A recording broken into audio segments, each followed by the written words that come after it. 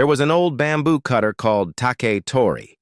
He was an honest old man, very poor and hard-working, and he lived with his good old wife in a cottage on the hills. Children they had none, and little comfort in their old age. Poor souls. Taketori rose early upon a summer morning, and went forth to cut bamboos as was his wont, for he sold them for a fair price in the town, and thus he gained his humble living. Up the steep hillside he went, and came to the bamboo grove quite wearied out. He took his blue tenagai and wiped his forehead. "Alack for my old bones," he said. "I am not so young as I once was, nor the good wife either, and there's no chick nor child to help us in our old age. More's the pity." He sighed as he got to work. Poor Taketori. Soon he saw a bright light shining among the green stems of the bamboos. "What is this?" said Taketori, for as a rule it was dim and shady enough in the bamboo grove. "Is it the sun?" said Taketori. "No, that cannot well be, for it comes from the ground." Very soon he pushed his way through the bamboo stems to see what the bright light came from. Sure enough, it came from the root of a great big green bamboo. Taketori took his axe and cut down the great big green bamboo, and there was a fine shining green jewel the size of his 2 fists. "Wonder of wonders!" cried Taketori. "Wonder of wonders! For 35 years I've cut bamboo. This is the very first time I've found a great big green jewel at the root of one of them." With that, he takes up the jewel in his hands, and as soon as he does that, it bursts in two with a loud noise, if you'll believe it, and out of it came a young person and stood on Taketori's hand. You must understand the young person was small, but very beautiful. She was dressed all in green silk.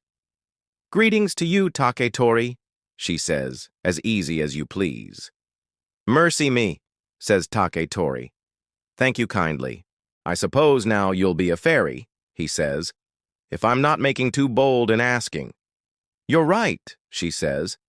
"It's a fairy I am, and I'm come to live with you and your good wife for a little." "Well now," says Taketori, "begging your pardon, we're very poor. Our cottage is good enough, but I'm afraid there'd be no comforts for a lady like you." "Where's the big green jewel?" says the fairy. Taketori picks up the 2 halves. "Why, it's full of gold pieces," he says. "That will do to go on with," says the fairy. "And now, Taketori, let us make for home." Home they went. "Wife! Wife!" cried Taketori. "Here's a fairy come to live with us, and she has brought us a shining jewel as big as a persimmon, full of gold pieces." The good wife came running to the door. She could hardly believe her eyes. "What is this?" she said. "About a persimmon and gold pieces?" "Persimmons I have seen often enough. Moreover, it is the season. But gold pieces are hard to come by." "Let be, woman," said Taketori. "You are dull." And he brought the fairy into the house. Wondrous fast the fairy grew. Before many days were gone, she was a fine tall maiden, as fresh and as fair as the morning, as bright as the noonday, as sweet and still as the evening, and as deep as the night. Taketori called her the Lady Beaming Bright because she had come out of the shining jewel. Taketori had the gold pieces out of the jewel every day. He grew rich and spent his money like a man, but there was always plenty and to spare. He built him a fine house. He had servants to wait on him. The Lady Beaming Bright was lodged like an empress. Her beauty was famed both near and far, and scores of lovers came to seek her hand. But she would have none of them. "Taketori and the dear good wife are my true lovers," she said. "I will live with them and be their daughter." So 3 happy years went by, and in the 3rd year the Mikado himself came to woo the Lady Beaming Bright. He was the brave lover indeed. "Lady," he said, "I bow before you, my soul salutes you. Sweet lady, be my queen." Then the Lady Beaming Bright sighed, and great tears stood in her eyes, and she hid her face with her sleeve. "Lord, I cannot," she said. "Cannot?" said the Mikado. "And why not, O dear Lady Beaming Bright?" "Wait and see, Lord," she said. Now about the 7th month she grew very sorrowful, and would go abroad no more, but was for long upon the garden gallery of Taketori's house. There she sat in the daytime and brooded. There she sat at night and gazed upon the moon and the stars.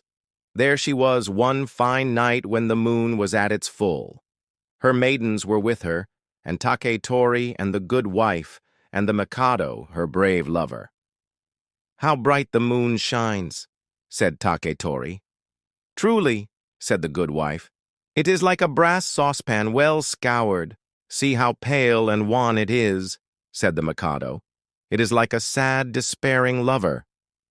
"How long and bright a beam," quoth Taketori.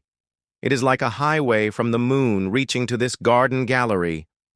"Oh, dear foster father," cried the lady, beaming bright, "you speak truth, it is a highway indeed, and along the highway come countless heavenly beings swiftly, swiftly to bear me home. My father is the king of the moon. I disobeyed his behest. He sent me to earth 3 years to dwell in exile.